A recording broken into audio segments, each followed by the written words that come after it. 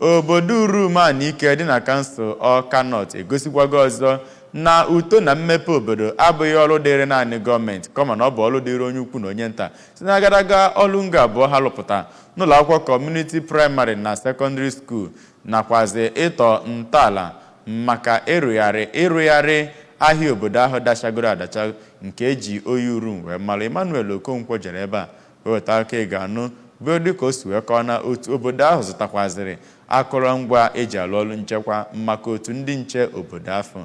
gere ya bụ akụkọ n'ozuzu oke. Obodo Urum Ike si nnọọ n'aka ndị na-achịkọba ya bụ obodo akpọrọ Town Union na bekee wee rụọ ebe a na-eje mposi n'ụlọ akwụkwọ praịma nke obodo ahụ, tinye ọkụ latrik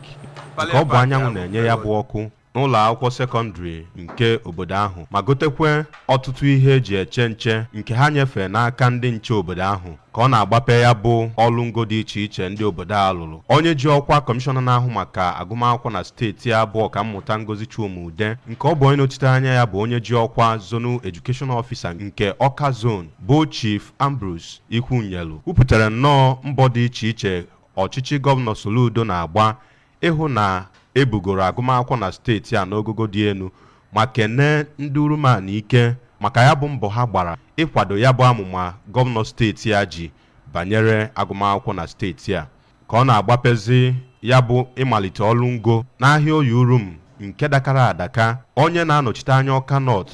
n'ụlọ omebe iwu steeti a bụ Honorable Chimezie Ikwunne toro nnọọ mbọ dị iche iche onye ji ọkwa President General nke obodo ahụ bụ Maazị Aloysius Tabansi na-agba iji wee hụ na o bugo ya bụ obodo Urum n'ogogo dị elu, ma kọwaa ihe ndị a ọ rụrụ nakwazi ndị ọzọ ka ga-alụ dịka ihe ndị ga-ekwuru ya ihe ọma n'ọdịnihu, ma kpọkwue ndị isi niile ndị ọzọ nọ n'Awka North ka abụ ndị ga-enwomi ya bụ omume iji wee mee ka Awka North chawapụ, ebe ọ kweziri ndị obodo Urum nkwa na ọchịchị gọvanọ Soludo na-agbasi nnọọ mbọ ike ịlụchapụ okporo ụzọ awara niile dị n'Awka North iji wee mee ka ọ dịrị ndị mmadụ mfe ibupụ ihe akọpụta n'ubi ma banyekwe n'obodo ndị ọzọ gbaa ha gburugburu ka ọ na-enyefezi ya bụ akụrụngwa eji eche nche n'aka ndị vigilanti obodo ahụ. Onye ji ọkwa kọmishọna nke Homeland Affairs na steeti a bụ Maazị Chikodi Yanara nke ọ bụ onye nọchite anya ya na ya bụ ihe mmemme bụ onye ji ọkwa Administrative Head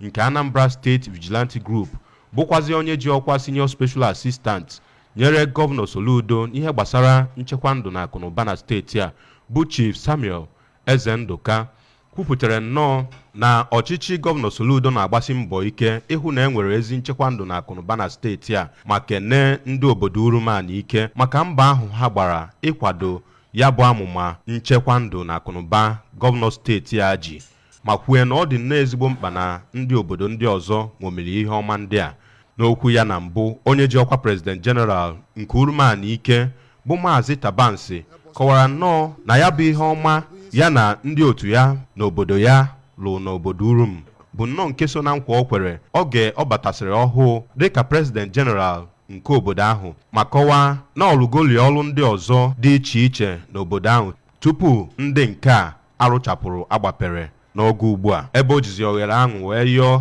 gọvanọ steeti a bụ Soludo ka ọ gbatara obodo ahụ ọsọ enyemaka n'ihe banyere ajọ ụzọ ha nke ọ kọwara na ọ na-enye ndị mpaghara ahụ nsogbu dị egwu, ọkachasị n'ihe banyere ibupụ ihe ndị ha kọpụtara n'ubi. Ọtụtụ n'ime ndị eji okwu ha agba izu na ya bụ obodo Urum, ndị gụnyere Chief Matthew Nwodo nakwazi Ifrem Nnaemeka, kenere nnọọ Chineke maka inye ha Maazị Tabansi dịka onye President General ha, nke ha kọwapụtara na kamgbe ọ malitere bụrụ onye isi obodo ahụ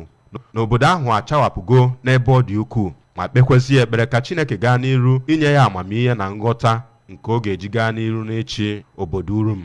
Site n'Urum nke dị n'okpuru kansụl Awka North, abụ m Emmanuel Okonkwo.